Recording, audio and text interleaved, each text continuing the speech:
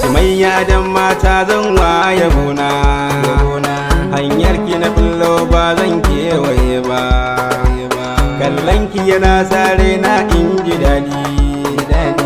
Sumayya tana son kowa ba dalili, ta iya wanka ga ta gwana a girki, ta iya zance mai daɗin kalamai. Kina da hali mai kyau ko ban faɗa ba, dangin ki suna yin alfahari da ke ma.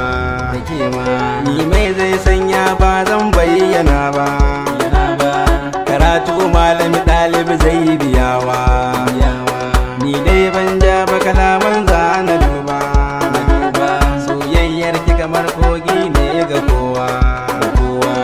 Ga haƙuri ilimi sannan da girma, ni kuma hauzar za na shigo fada ta girma. Kin yi fice a wajen kyauta ta girma, na tafi zan